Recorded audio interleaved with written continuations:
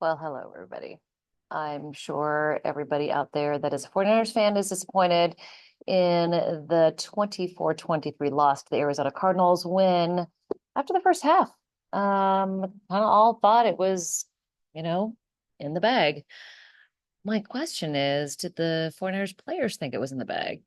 This is the second time where the 49ers have let a lead get away from them, not closing the door on opponents. Los Angeles Rams was one, uh, this Arizona Cardinals team, which they really should have beaten, 24-23, and some significant injuries as well. So not only did they lose, but I think Jake Moody will be out for at least 4 weeks, is what I'm thinking. High ankle sprain.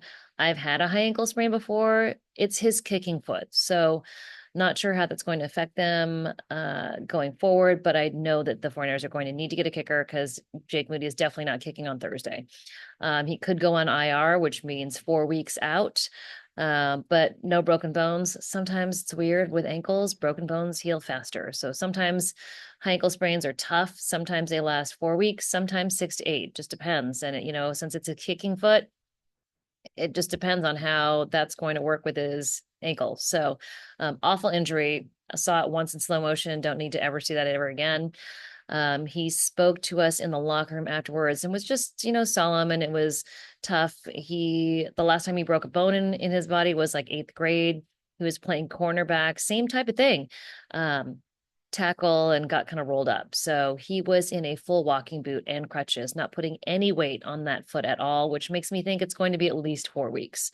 So the 49ers could put him on IR, sign a kicker, or they could not put him on IR if there's possibility that he could be back in a couple weeks. They could put a kicker on the practice squad and then bump up that player every week. So options there for a kicker. Talanoa Hufanga had a wrist injury. He left the game, did not go back in. And I saw him walk out of the locker room with a small kind of wrist brace on, nothing crazy. So maybe that's a good sign, but I'm not sure. Jair Brown had a ankle injury, I think, and he went back into the game. So he says that, right now he felt in the locker room, he said, right now it feels good, but we'll see how it feels tomorrow. So I'm sure he'll have some testing done tomorrow. It's a short week. 49ers we've got a conference call with Kyle Shanahan at 9:30 in the morning. One practice open to media on Tuesday, and then Wednesday they travel to Seattle. So a little bit cooler situation in Seattle. I think it's like around 65 or 70 or so. So definitely not the crazy heat that may have played a part in this loss to the Arizona Cardinals. First half was really good. Second half, turnovers, mistakes, interceptions, missed coverage, bad coverage, just letting James Conner run. James Conner in the first half, 6 carries for 9 yards, 6 for 9 yards. Second half, 13 carries for 77 yards. So, what was different with the defensive line? I asked everybody in the locker room, were they setting up the run differently for you? Were you doing something different? What happened? And everybody's answer basically was, we need to execute better. So I don't know what is going on with the 49ers defensive line, defense as a whole, missed tackles, but they definitely need to get it cleaned up. Now, all of the players that I spoke to also haven't lost confidence in the group. I don't know if this is a team that has been to the NFC playoffs 4 of the last 5 years. The only year that they didn't was, 2020 when everybody on the team was hurt. Now this team is pretty hurt as well, but the star players are still there. Nick Bosa, Fred Warner, George Kittle, Kyle Juszczyk, Brandon Ayuk, Deebo Samuel, Trent Williams, Brock Purdy. I mean, the essentials are there. Diamanda Lenore, Travis Ward. I mean, those guys are healthy. They are playing, so they should be playing better. And there's issues on both sides of the ball, all three sides, all three phases. Not getting into the end zone when they're in the red zone, 6 trips to the red zone, 1 touchdown.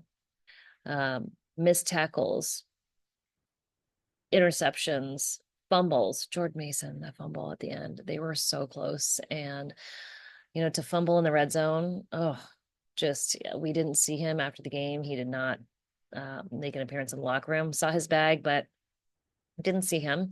Brandon Ayuk, knockout game. But of course, kind of like Juwan Jennings' crazy game in Los Angeles, neither one of those two receivers could celebrate it because it was a loss. So, a quick turnaround. They've got to get it all back in order and head to Seattle for another division opponent. They need to win this game in Seattle because if they don't, they're going to be 0-3 in the division, and that the worst place to start out. Minnesota, by the way, 5-0. So the 49ers really need to clean it up. They need to get everything, need to get them back on track, finishing. They need to execute and they need to finish. They all know it's a veteran locker room. I asked a few players, are you guys overconfident? Are you going to the locker room with, momentum, and then they come out of the locker room with less of it? It's funny because when I asked George Kittle, I'm like, are you guys overconfident going to the locker room? He's like, ooh. I asked Jair Brown that as well. And he was like, oh, I don't think so. Do they think they have it in the bag? Is it a mental thing? Is it a physical thing? I don't know what it is, but they're going to figure it out if they're going to make it to the playoffs. So Kyle Shanahan will speak to us on conference call tomorrow morning. So we'll have more updates then. Other than that, just another disappointing loss. And man, the fans that stuck it out in that 97, 98-degree heat to see their team pilfer away a lead, 13-point lead at one point. Yeah, just sad. They've got to clean it up. They've got to get together. Thanks for tuning in. I appreciate y'all, and I'll be giving you more updates as we go along this week. Please check out my story on Trent Williams about how it was 5 years, and he did not want to be, or just didn't think he was ready to be involved with the NFL's cancer event, and so this year he finally did. So he told me a little bit about why. Debo Samuel told me how much he appreciates what Trent Williams has done, has gone through, is as a leader. And I don't know. I thought it was nice that Trent Williams, after 5 years, walks the red carpet as a cancer survivor himself. It's a little good at the end of this video. Yeah, so check out that story. Videos in there, pictures in there as well. It's on NBC Sports Bay Area. If you subscribe, that would be fantastic. Let me know what you like to hear, what you like me to talk about. Yeah, just disappointing loss for the talent level that's in that locker room. They got to figure it out, and they got to figure it out soon. Now, everybody said it's early in the season. It's early. This is week 5. They're 17. It's the first third still of the season. So getting into that second third soon. Got to get it together. All right. I'll talk to you guys soon. Bye.